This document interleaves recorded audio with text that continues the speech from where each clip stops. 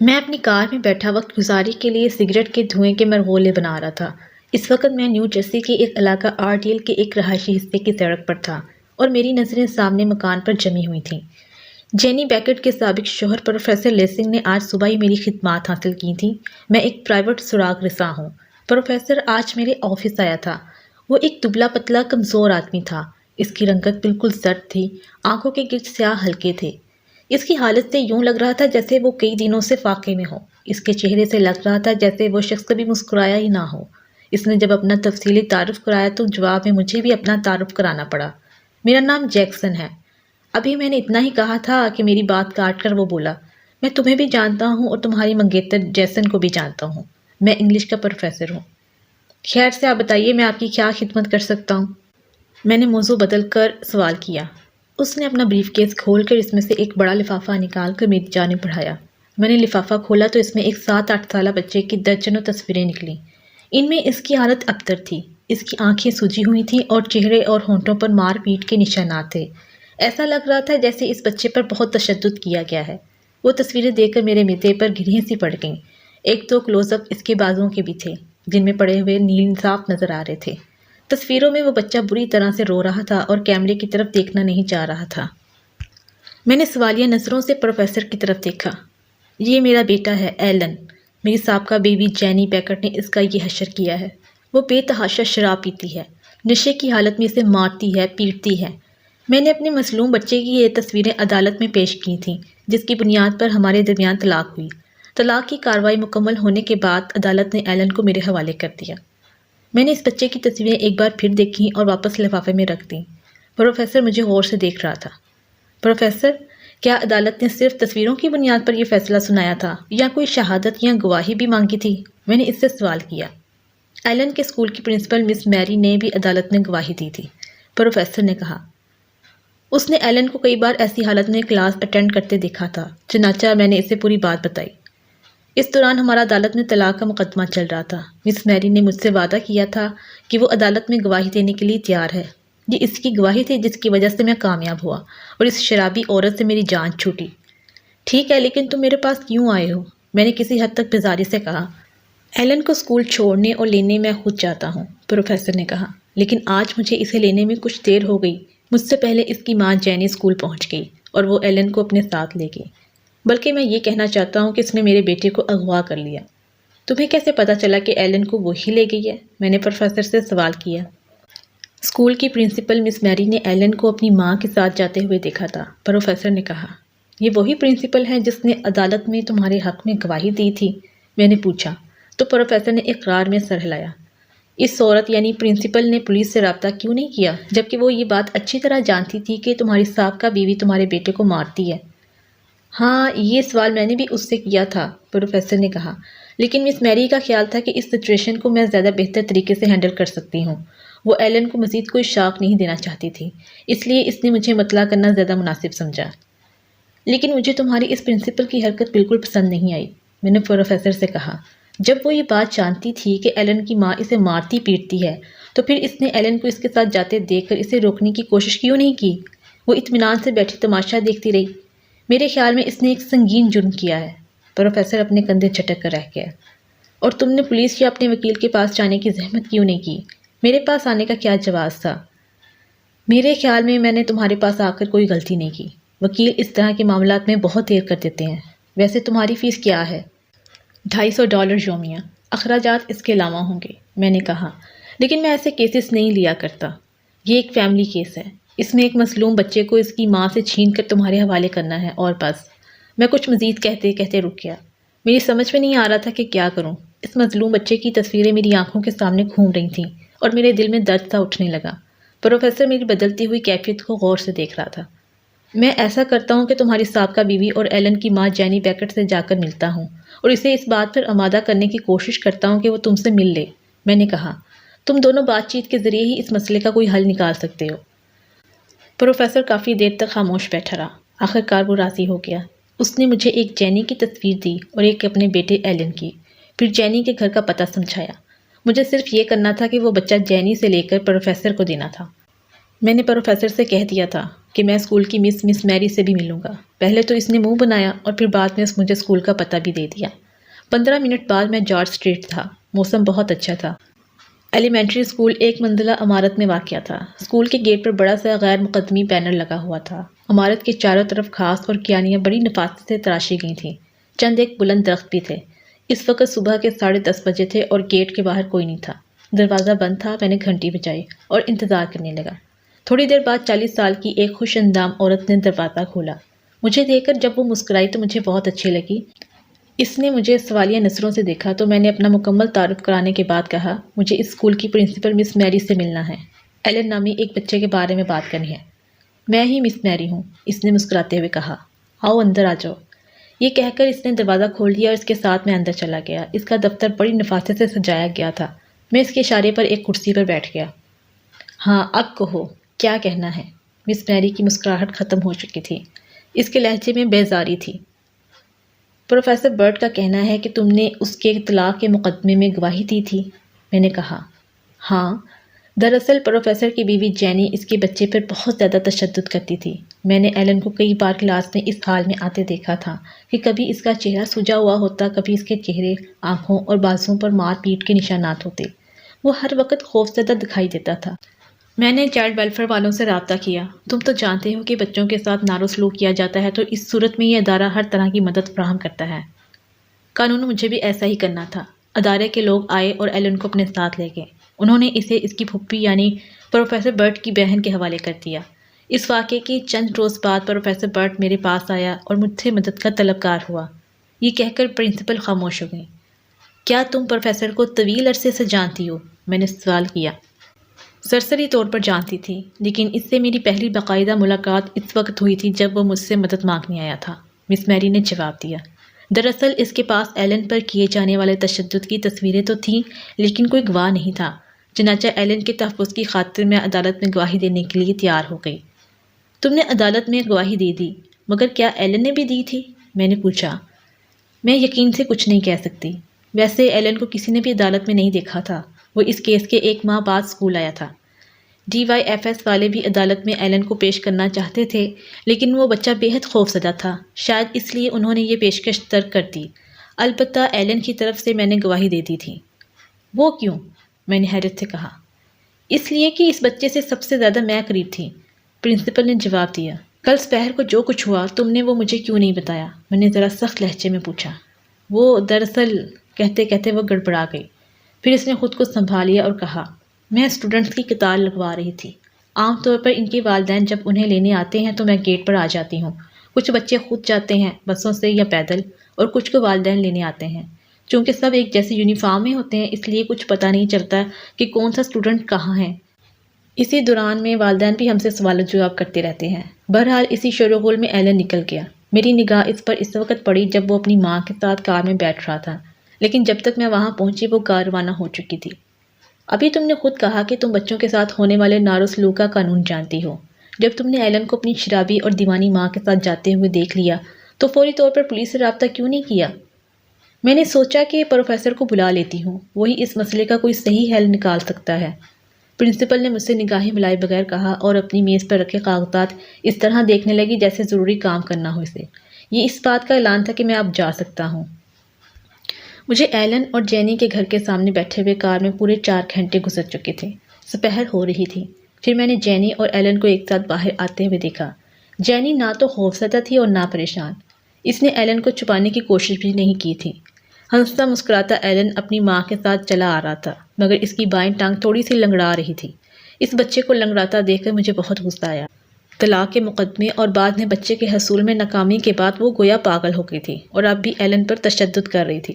اب میں اس بچے پر مزید ظلم نہیں ہونے دوں گا، میں نے خود سے کہا اور کار کا دروازہ کھول کر باہر نکل آیا۔ پھر میں نے نہایت اطمینان سے جینی کی طرف بڑھا۔ ابھی میں کچھ ہی فاصلے پر تھا کہ جینی نے مجھے دیکھ لیا۔ وہ اپنی منی وین میں کچھ سامان رکھ رہی تھی۔ غالباً وہ اس بچے کو اغوا کر کے شہر سے دور لے جا رہی تھی۔ وہ مجھے گھور رہی تھی، لیکن نہ تو اس نے گھبرا کر اندر بھاگنے کی کوشش کی اور نہ ہی مجھے للکارا۔ البتہ اس کی نظریں مجھ پر جمی ہوئی تھیں۔ میں اپنے بچے کو کسی کے حوالے نہیں کروں گی، جینی نے مدھم لہجے میں کہا، مگر اس کے لہجے میں بڑی کاٹ تھی، ایک عزم تھا۔ مجھے اس کی سانسوں میں الکوہل کی بو واضح طور پر محسوس ہوئی۔ جینی، میرا نام جیکسن ہے اور میں ایک پرائیویٹ سراغ رساں ہوں۔ میں تم سے یہ کہنا چاہتا ہوں کہ میں کہہ چکی ہوں نا کہ میں اپنا بچہ کسی کو نہیں دوں گی، کسی کو نہیں۔ وہ دیوانگی کے عالم میں بڑبڑائی۔ جینی، تمہارے سابق شوہر کا کہنا ہے کہ تم نے اس کے بیٹے ایلن کو اغوا کر لیا ہے۔ اس کا یہ بھی کہنا ہے کہ تمہیں ایلن سے ملنے کا کوئی حق نہیں ہے۔ میری بات سنتے ہی ایلن زور زور سے چیخنے اور رونے لگا۔ اس نے اپنے آنسو صاف کرنے کی کوشش کی لیکن اس کے منہ اور ناک سے پانی بہنے لگا۔ وہ 7 سال کی عمر سے زیادہ کا نہیں تھا۔ یہ ایک کمینے شیطان کا بیٹا ہے۔ میں اپنے بچے کو کسی وحشی اور ظالم کے حوالے کبھی نہیں کروں گی۔ یہ کہتے ہی جینی کی آنکھوں سے آنسو بہنے لگے، مگر اس کے باوجود وہ نہ تو چیخی اور نہ ہی چلائی۔ میں اس کے خاموش آنسو دیکھ رہا تھا۔ اس کی آنکھیں مجھ پر کچھ اس انداز سے جمی ہوئی تھی کہ اگر میں نے یا کسی اور نے اس کے بچے کی طرف ایک قدم بھی بڑھایا تو وہ اپنی جان پر کھیل جائے گی، لیکن اپنا بچہ کسی کو نہیں دے گی۔ بے وقوف عورت! وحشی وہ نہیں بلکہ وحشی اور ظالم تو تم ہو۔ میں اچانک ہی پھٹ پڑا۔ میں بڑی دیر سے خود کو کنٹرول کر رہا تھا، لیکن اب بات میری برداشت سے باہر ہو چکی تھی، اس لیے میں خود پر قابو نہ رکھ سکا۔ میں نے اسے کہا، تم نے اس معصوم کو مارا پیٹا ہے، نشے کی حالت میں اس پر تشدد کیا ہے، اس کے پورے جسم پر مار پیٹ کے نشانات ہیں۔ اچانک میں نے محسوس کیا کہ جینی کی آنکھوں میں شدید حیرت ہے۔ اس کی آنکھوں میں آنسو پہلے کے مقابلے میں اور بھی زیادہ تیزی سے بہنے لگے تھے۔ میں نے جو کچھ بھی کہا غالباً اس کا اسے شدید صدمہ ہوا تھا۔ شاید میری باتوں نے اس کی آنکھیں کھول دی تھیں اور اسے اپنے کیے کا احساس ہو گیا تھا، لیکن بعد میں پتہ چلا کہ میرا خیال غلط تھا۔ میں نے کچھ نہیں کیا، میں نے اپنے بیٹے کو نہیں مارا۔ بھلا کوئی ماں اپنے بیٹے پر تشدد کر سکتی ہے؟ اس نے بڑے عجیب سے انداز میں مجھ سے سوال کیا تو میں حیرت کے عالم میں اسے تکنے لگا۔ لیکن ایلن کے اسکول کی پرنسپل مس میری نے بھی مجھے بتایا کہ ایلن پر تشدد تم کرتی ہو۔ میں نے الجھے ہوئے لہجے میں کہا، وہ جھوٹی ہے، مکار ہے، بدذات کہیں کی۔ اس نے تم سے جو کچھ بھی کہا ہے وہ غلط ہے۔ کہتے کہتے جینی بیکٹ ایک بار پھر رونے لگی۔ بہرحال میں پروفیسر کے کہنے پر یہاں آیا ہوں اور اس بچے کو یہاں سے لے کر جاؤں گا۔ تم نے اس بچے کو مارا تھا، یہ بات عدالت میں بھی ثابت ہو چکی ہے، اس لیے عدالت نے اس بچے کو تم سے لے کر پروفیسر برٹ کے حوالے کر دیا تھا اور تم اسے اسکول سے زبردستی اپنے ساتھ لائی ہو، جو خلاف قانون ہے۔ یہ کسی طرح بھی اغوا سے کم نہیں ہے۔ تم اسے اپنے ساتھ صرف اس لیے لائی ہو تاکہ اس پر مزید تشدد کر کے اپنے سابق شوہر سے انتقام لے سکو، لیکن میں تمہیں ایسا نہیں کرنے دوں گا۔ ایلن کی آنکھوں سے ایک بار پھر آنسو بہنے لگے۔ اس نے میری بات سن لی تھی، جس سے ایک بار پھر وہ خوفزدہ نظر آنے لگا۔ اس نے اپنی ماں کی ٹانگ پکڑ لی تھی، جیسے مجھ سے تحفظ چاہ رہا ہو۔ تم اسے اپنے ساتھ کہاں لے جا رہی ہو؟ کہیں بھی، کسی ایسی جگہ جہاں وہ کمینہ شیطان نہ آ سکے اور نہ تم جیسے کرائے کے گنڈے آ سکے۔ ایک ماں سے اس کی ممتا اور اولاد چھینتے ہوئے تمہیں شرم نہیں آتی؟ ایلن جس طرح اپنی ماں سے لگا کھڑا تھا، اس سے صاف ظاہر ہو رہا تھا کہ وہ اپنی ماں سے خوفزدہ نہیں ہے، بلکہ اس کی پناہ میں راحت محسوس کر رہا ہے۔ میں نے ایلن کی سبز اور معصوم آنکھوں میں دیکھا، ان میں سچائی تھی، جو چیخ چیخ کر کہہ رہی تھی کہ اسے اپنی ماں سے بے پناہ محبت ہے۔ ایلن، تم مجھے بتاؤ کہ تم کہاں جانا چاہتے ہو، ممی کے پاس یا ڈیڈی کے پاس؟ میں نے یہ کہتے ہوئے ایلن کی طرف قدم بڑھائے تو وہ خوف کے عالم میں جینی کی ٹانگ سے لپٹ گیا۔ میں ساری پوزیشن سمجھ گیا تھا۔ میں جانتا تھا کہ نہ ایلن میرے ساتھ پروفیسر کے پاس جانے سے راضی ہوگا اور نہ میں اسے لے جا سکوں گا۔ وہ اپنی ماں کی ٹانگ سے چمٹا ہوا مجھے دیکھ رہا تھا۔ اس کی آنکھوں نے سب کچھ بتا دیا تھا۔ اب مجھے کچھ پوچھنے کی ضرورت نہیں رہی تھی۔ ایلن اپنی ماں سے نہیں بلکہ اپنے ڈیڈ سے خوفزدہ تھا۔ اس کا مطلب یہ تھا کہ اس پر تشدد اس کی ماں نے نہیں، اس کے باپ نے کیا تھا۔ وہی اسے مارتا پیٹتا تھا اور اس نے الٹا الزام جینی پر لگایا تھا۔ اس کے بعد میں تیزی سے گھوما اور اپنی کار میں جا بیٹھا۔ جینی اور ایلن اپنی جگہ پر کھڑے میری جانب دیکھتے ہی رہ گئے۔ میں نے اپنی کار پارکنگ لاٹ میں رکی۔ مس میری اپنی کار کے پاس کھڑی اس کا دروازہ کھول رہی تھیں۔ مجھے دیکھ کر اس کی آنکھیں حیرت اور خوف سے پھیل گئیں۔ میں نے کار سے اترتے ہی اس سے کہا، تم نے مجھ سے جھوٹ کیوں بولا تھا؟ تم مجھ سے کس لہجے میں بات کر رہے ہو؟ اس نے تیز لہجے میں کہا۔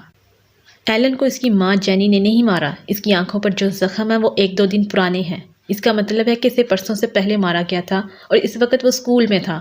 اس سے یہ ثابت ہوتا ہے کہ تم نے ایلن کو اس حال میں دیکھا لیکن کسی سے کچھ نہ کہا اور کیا۔ کیوں؟ تم پاگل ہو، مس میری نے ناکواری سے کہا۔ مجھے دیر ہو رہی ہے، ہٹ جاؤ میرے راستے سے۔ تم کہیں نہیں جا سکتی، میں نے غصے سے کہا۔ تو جواب میں مس میری نے گالی دی اور میرے منہ پر تھپڑ مارنے کی کوشش کی، لیکن میں نے اس کا ہاتھ پکڑ لیا اور کہا، میں سچ جانتا ہوں، جو کچھ تم جانتی ہو مجھے بتا دو۔ پہلے تو اس کی آنکھیں شعلہ بنی رہیں، پھر وہ پرسکون ہوتی چلی گئی۔ اس کی بدلتی ہوئی کیفیت کو میں محسوس کر رہا تھا۔ مس میری، مجھے بتاؤ، میں تمہاری مدد کرنے کے لیے تیار ہوں۔ تمہیں کچھ نہیں ہوگا، تمہارا کوئی کچھ نہیں بگاڑ سکتا۔ میں نے اسے پرسکون ہوتے دیکھا۔ سمجھ میں نہیں آتا کہ کہاں سے شروع کروں، اس نے سرد آہ بھرتے ہوئے کہا۔ تو میں نے سکون کا سانس لیا۔ آخر کار وہ میرے ساتھ تعاون کرنے پر آمادہ ہو گئی۔ کل ایلن کی ٹیچر نے اس کے چہرے پر آنکھوں اور بازوں پر زخم دیکھے تو مجھے بلایا۔ میں نے اسے دیکھ کر کہا کہ ٹھیک ہے، میں اس معاملے کو خود دیکھوں گی۔ میں نے ایلن کو اس کی کلاس سے اپنے دفتر میں بلا لیا۔ پورا دن ہم نے باتوں میں گزارا۔ میں نے اسے اپنے ساتھ لنچ بھی کرایا۔ میں نہیں چاہتی تھی کہ وہ بچہ اس حالت میں کلاس میں جائے۔ پھر میں نے اس کی ماں جینی سے رابطہ کیا۔ تم نے جینی سے رابطہ کیا تھا؟ میں نے حیرت سے سوال کیا۔ ہاں، مجھے کسی نہ کسی طرح اس مسئلے کا حل تو نکالنا تھا، مس میری نے کہا۔ تم پولیس سے بھی تو رابطہ کر سکتی تھی، یا پھر چائلڈ ویلفیئر والوں سے۔ نہیں، میں ایسا کچھ نہیں کر سکتی تھی۔ کیوں نہیں کر سکتی تھی؟ میں نے غصے سے کہا۔ پروفیسر برٹ نے اپنے بیٹے کو بیس بال کے بیٹ سے مارا تھا۔ اتنے چھوٹے بچے کو اس وحشی نے اس بری طرح پیٹا تھا، وہ بچے ابھی اپنا دفاع کرنے کے قابل بھی نہیں ہیں۔ مس میری نے یکایک رونا شروع کر دیا اور کہا کہ پروفیسر برٹ نے مجھے دھمکی دی تھی کہ اگر میں نے پولیس یا چائلڈ ویلفیئر والوں کو اطلاع دی تو وہ مجھے قتل کر دے گا۔ وہ اور بھی کچھ کہہ رہی تھی، لیکن میں اس کے پاس نہیں رکا، بلکہ تیزی سے اپنی کار میں بیٹھا اور آندھی و طوفان کی طرح روانہ ہو گیا۔ اب میں پروفیسر کی طرف جا رہا تھا۔ میں نے یونیورسٹی کے پارکنگ لاٹ میں گاڑی کھڑی کی اور اس کے کمرے کا رخ کیا۔ کمرے کے باہر پروفیسر برٹ لیسنگ نام کی تختی لگی ہوئی تھی۔ میں نے اس کا دروازہ ایک جھٹکے سے کھولا اور اندر پہنچ گیا۔ اس وقت پروفیسر کے کمرے میں ایک کم عمر اسٹوڈنٹ بھی تھی۔ ان دونوں نے مجھے حیرت سے دیکھا۔ پروفیسر، مجھے تم سے ابھی اور اسی وقت بہت ضروری بات کرنی ہے، میں نے تیز لہجے میں کہا۔ میں کوشش کے باوجود اپنے آپ پر قابو نہیں پا رہا تھا۔ لڑکی نے جلدی سے اپنی کتابیں اٹھائیں اور کچھ کہے بغیر کمرے سے نکل گئی۔ پروفیسر نے بھی اسے روکنے کی کوشش نہیں کی۔ اب کمرے میں ہم دونوں کے سوا اور کوئی نہیں تھا۔ میں نے پروفیسر کو سخت نظروں سے گھورا۔ اس نے مجھے نظر انداز کرتے ہوئے کہا، ایلن کہاں ہے؟ اسے ساتھ کیوں نہیں لائے؟ میں نے انکار میں سر ہلایا تو اس نے کہا، کیوں؟ تم اس قدر غصے میں کیوں نظر آ رہے ہو؟ کیا ہوا ہے؟ بیٹھ جاؤ، آرام سے بتاؤ۔ یکایک میں نے آنکھیں پڑھ کر پروفیسر کا گریبان پکڑ لیا اور اسے دھکیلتا ہوا اس کی کرسی تک لے گیا۔ پھر میں نے اسے دھکا دے کر اس کی کرسی پر گرا دیا اور کہا، تم بہت کمینے اور ظالم ہو، اپنے معصوم بچے پر تشدد کرتے تھے اور الزام جینی پر لگا دیا۔ کیا بکواس کر رہے ہو؟ پروفیسر نے چیخ کر کہا۔ وہ خود کو پرسکون ظاہر کرنے کی کوشش کر رہا تھا، مگر میں دیکھ چکا تھا کہ اس انکشاف پر وہ ہوا سے باختہ ہو گیا ہے۔ میں ٹھیک کہہ رہا ہوں، مجھے اصل بات معلوم ہو چکی ہے۔ مجھے پوری بات بتاؤ۔ یہ کہتے ہوئے وہ رک گیا۔ تم اپنے بیٹے ایلن پر تشدد کرتے تھے اور کئی سال سے مسلسل یہ جرم کر رہے تھے۔ تمہاری اس حرکت سے تنگ آ کر تمہاری بیوی نے تم سے طلاق کا مطالبہ کیا تھا۔ وہ اپنے بچے کو لے کر تم سے دور چلی جانا چاہتی تھی۔ تم اس سے طلاق چاہتے تھے، پر ایلن کو اس کے حوالے نہیں کرنا چاہتے تھے۔ پھر تم نے ایک پلان بنایا، ایلن کو مارا پیٹا اور اس کی تصویریں بنا کر عدالت میں پیش کر دیں۔ پرنسپل مس میری کو اس صورتحال کا اندازہ تھا، تم نے اسے قتل کی دھمکی دے کر خاموش کر دیا۔ میں دیکھ رہا تھا کہ میری بات سن کر پروفیسر کے چہرے پر عجیب سی مسکراہٹ پھیل گئی۔ وہ میز کے پیچھے اپنی گھومنے والی چیئر پر بیٹھا ہوا تھا۔ اس کے ہاتھ گود میں تھے۔ ایلن میرا بیٹا ہے، میں اسے ماروں یا پیٹوں، کسی کو اس سے کوئی غرض نہیں ہونی چاہیے۔ جینی ایک شرابی عورت ہے، میں اپنا بیٹا اس کے حوالے کیسے کر سکتا ہوں؟ یہ کہتے ہی یکایک پروفیسر اپنی جگہ سے اٹھا۔ اس کے ہاتھ میں پستول تھا جس کا رخ میری طرف تھا۔ اس وقت میں اپنے آپ کو کوس رہا تھا کہ اپنی کار سے باہر نکلتے وقت میں نے اپنا پستول ساتھ کیوں نہیں لیا۔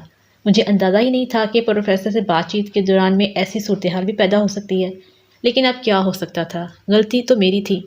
پروفیسر نے لرزتے ہوئے ہاتھوں سے میرا نشانہ لیا اور گولی چلا دی۔ مجھے ایسا محسوس ہوا جیسے کسی نے میرے بازو میں انگارے بھر دیے ہوں۔ مجھے اتنا یاد ہے کہ گولی لگنے کے بعد کتابوں کی الماری سے ٹکراتا ہوا فرش پر گر گیا تھا اور میرے اوپر کتابیں گر رہی تھیں۔ مجھے ایسا لگ رہا تھا جیسے میرے بازو میں آگ لگی ہو۔ پھر مجھے کوئی ہوش نہ رہا۔ بعد میں مجھے پوری بات بتائی گئی۔ جب میں پروفیسر کی گولی لگنے کے بعد گرا تھا تو پروفیسر نے میرا قصہ مزید پاک کرنے کے لیے مجھ پر مزید فائر کرنا چاہا، لیکن اسی وقت کمرے کا دروازہ کھلا اور پولیس والے اندر داخل ہوئے۔ یہ وہی پولیس والے تھے جنہیں میں نے پروفیسر کی طرف آتے وقت دیکھ لیا تھا۔ وہ کسی کام سے وہاں آئے تھے، غالباً یونیورسٹی میں ان کی ڈیوٹی لگی ہوئی تھی۔ جب انہوں نے فائر کی آواز سنی تو دوڑتے ہوئے پروفیسر کے کمرے میں آ گئے اور اس طرح مجھے بچا لیا گیا اور پروفیسر کو گرفتار کیا گیا۔ بہرحال وہ پولیس والے میرے محسن ثابت ہوئے، ورنہ میں ہلاک ہو جاتا۔ میں کئی روز تک ہسپتال میں داخل رہا۔ ہڈی بچ گئی تھی جس کی وجہ سے کوئی نقصان نہیں ہوا تھا۔ ڈاکٹرز نے مجھے بتایا کہ میں خوش قسمت تھا، ورنہ اس طرح کے کیسز میں ہاتھ بالکل مفلوج ہو جاتا ہے۔ چند ہفتوں میں میرا ہاتھ پہلے کی طرح کام کرنے لگا۔ جب میں بالکل ٹھیک ہو گیا تو مجھے عدالت میں پیش کیا گیا، جہاں میں نے اپنا بیان دیا۔ اس کی روشنی میں جج نے یہ فیصلہ سنایا، ایلن کو اس کی ماں جینی کے حوالے کر دیا جائے۔ پروفیسر کو اپنے بیٹے کو ہراساں کرنے، اس پر تشدد کرنے اور مجھ پر غیر قانونی پستول سے حملہ کرنے کے جرم میں سزا ہوگی۔